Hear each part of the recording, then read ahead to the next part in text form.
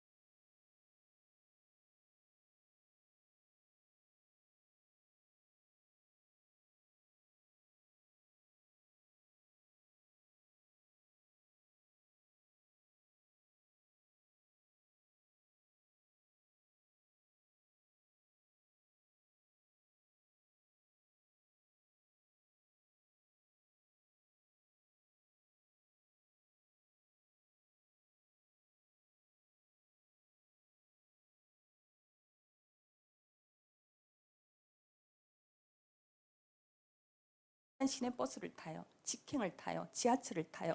그래서 부산을 갈 수 있었어요. 그걸 하면서 저는 사업을 했었어요. 그때 저희 아이들은 그때 7살, 지수 리드가 7살이었고 작은 애가 5살이었었어요. 그렇게 했었는데 제 차가 기동력이 필요하잖아요. 너무 행복했었어요. 그 외에도 좀 많은 걸 했지만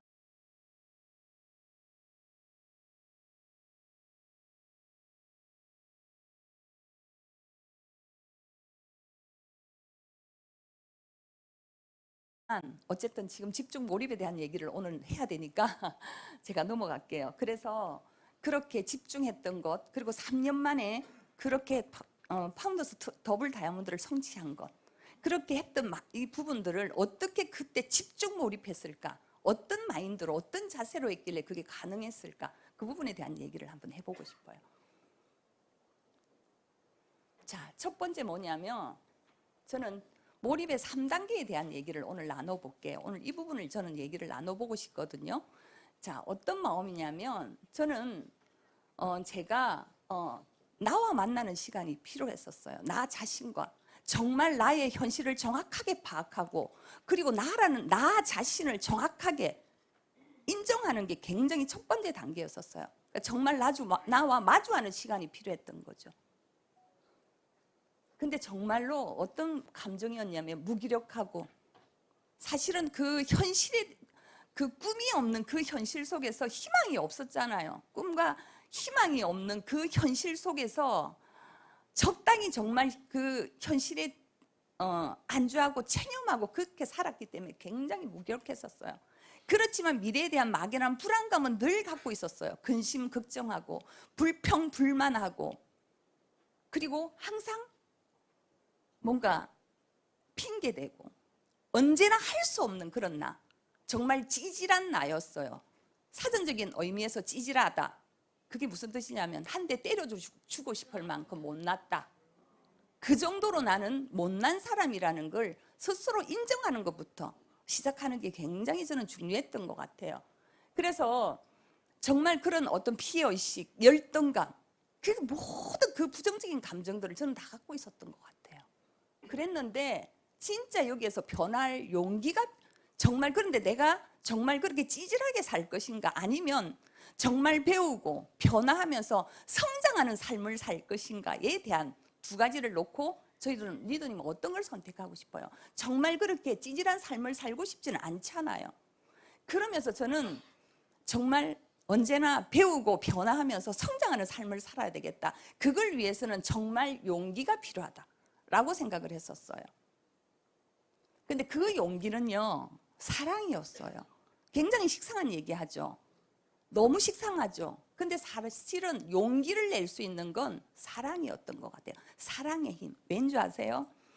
정말 저희가 전업까지 하고 단칸방으로 올려서 친정 부모님, 친정 엄마 밤새 잠 못 이루시더라고요.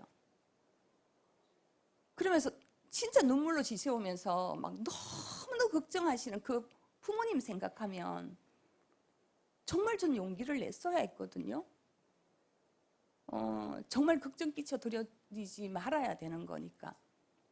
그리고 함께 대가를 지불하고 있는 우리 아이들, 장거리 후원을 갔다 오면 새벽에 오면 한 명은 저기서 자고 있고 여기서 자고 있고, 정말 그 아이들 보면 진짜 제가 용기를 냈어야 했었고, 그리고 간절하게 진짜 원하는 그 파트너분들의 그 간절함을 전 알기 때문에 제가 진짜 용기 냈어야 했었어요. 진짜 사랑하는 사람을 위해서 용기를 내야 했던 것 같아요. 그리고 또 다른 사랑이라는 게 뭐냐면 스폰서님이었어요. 한결같은 믿음을 주시더라고요. 격려해주고 응원해주고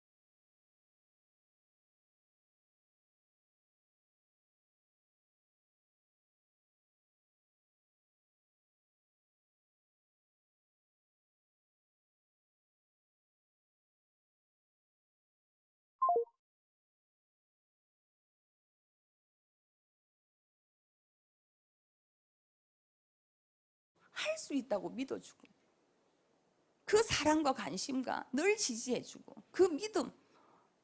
그때 두 분 리더님, 저희 두 분 스폰서님께서, 김일도영 스폰서님께서 진짜 이렇게 힘들 때 저희를 울산을 내려와 주셨어요. 그래서 진짜 한 달에 한 번씩 계속 와 주셨어요. 경주 할매집 아시죠? 예, 마치고 나면 식사하고. 그래서 저희들이 그 사랑이었어요. 근데 그렇게 응원해주고 정말 저희들한테 그렇게 강한 사랑과 믿음을 주는데, 저 정말 스폰서님한테 실망시켜드리고 싶지 않았어요. 그 사랑, 저희가 진짜 제가 갚는 방법은 진짜 제가 용기 내어서 변하는 거였더라고요. 그 마음이더라고요. 그래서 진짜 사랑으로 제가 용기를 냈던 것 같아요. 그리고 두 번째 단계, 긍정적인 자세라는 거 너무 잘 알고 계시죠? 긍정적인 에너지가 부정적인 에너지를 이길 수 있는 거 뭐냐 하면 이거더라고요. 죄송해요. 예. 긍정적인 에너지가 부정적인 에너지를 이길 수 있는 건 저렇게 포용이고 신뢰고 용서고 존경이고 감사고 축복인 거예요. 저 사랑을 주는 거고 축복을 주는 거예요. 그리고 용서하는 거고 포용하는 거고 친절. 저게 긍정적인 에너지가 이길 수 있는 건 결국 사랑이고 축복인 거거든요. 그리고 감사거든요.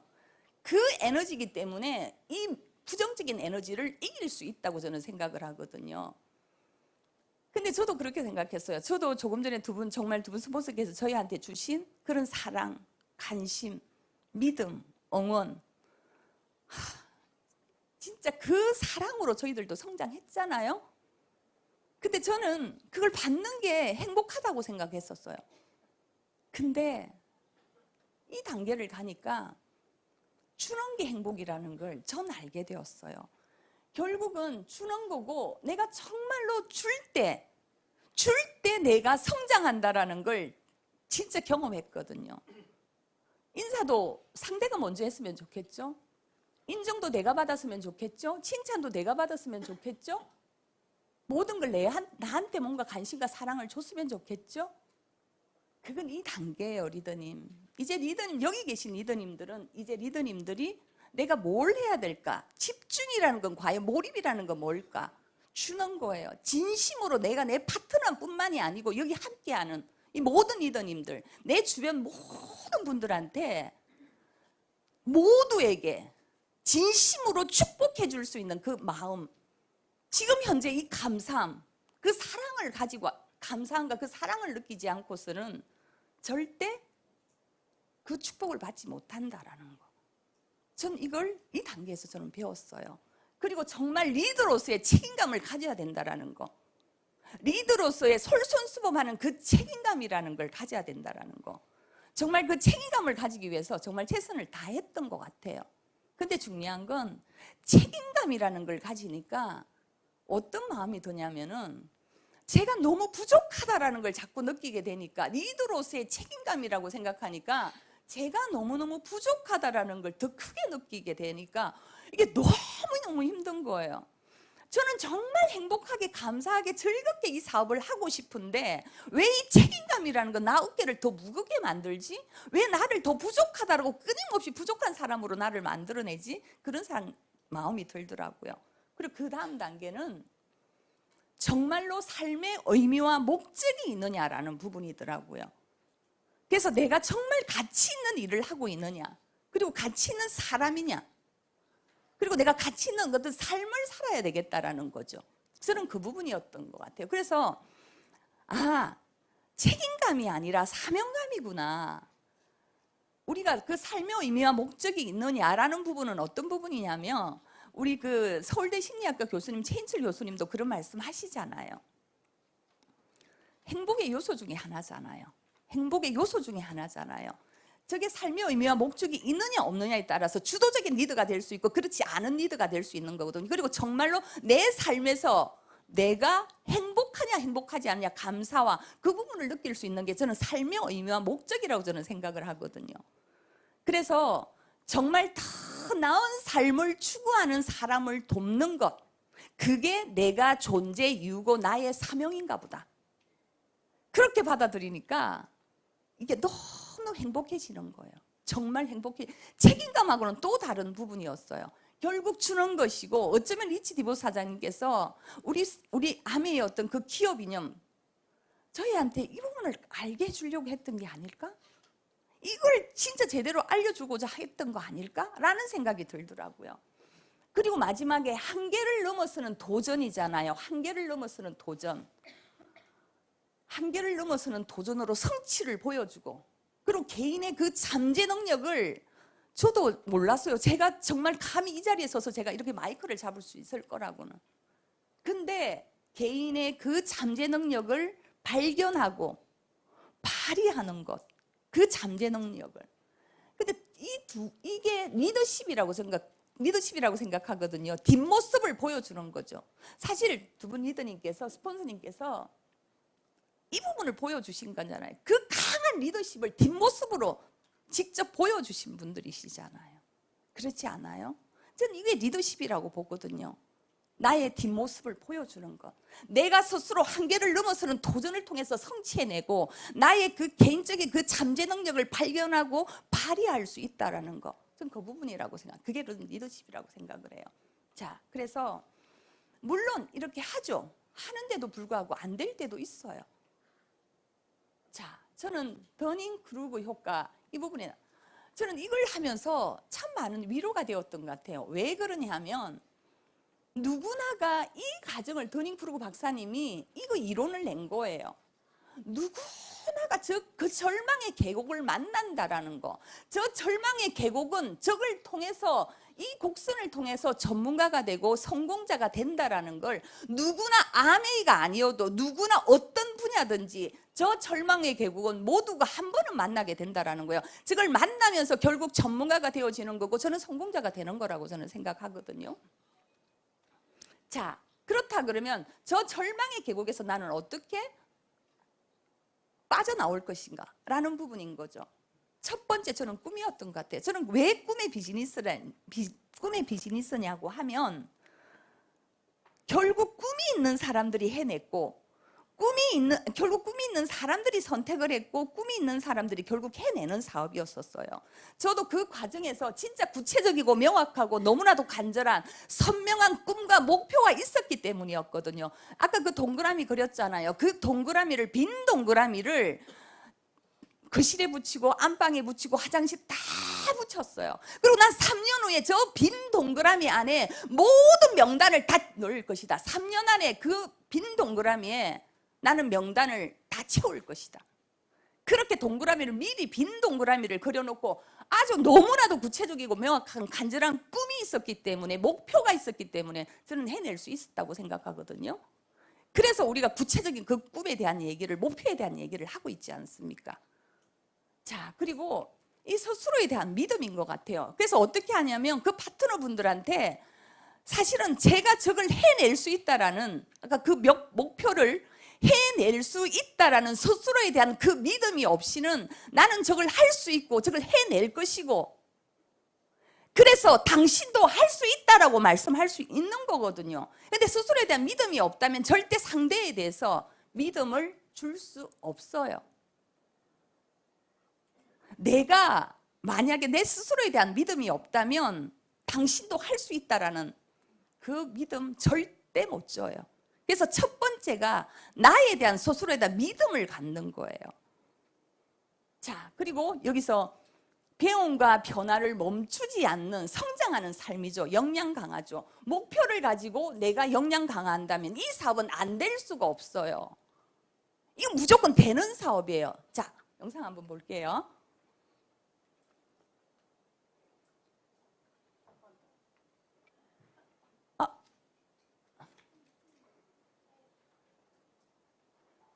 저기를.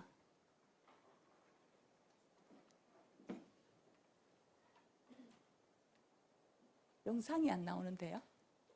영상을 보셔야 되는데. 큰일 났네.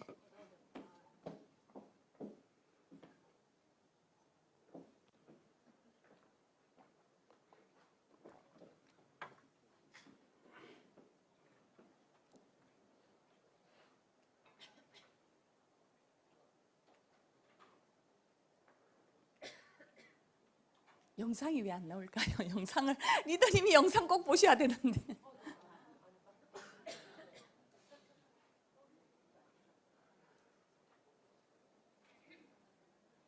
리더님 한번 가보세요.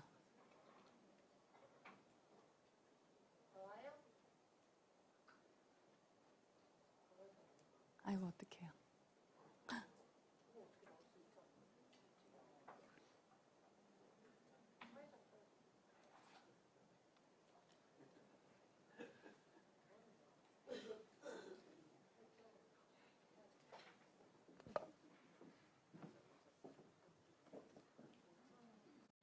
하고 성과도 못 내면서 이 일은 어쩌네 회사가 님께서 레이스에 참가하지 않으면 절대 이길 수 없습니다. 아무것도 하지 않으면 아무 일도 일어나지 않습니다. 그것이 인생입니다. 소리 한번 질러볼까요? 저 한번 질러볼까요? 한번 해보자고! 감사합니다.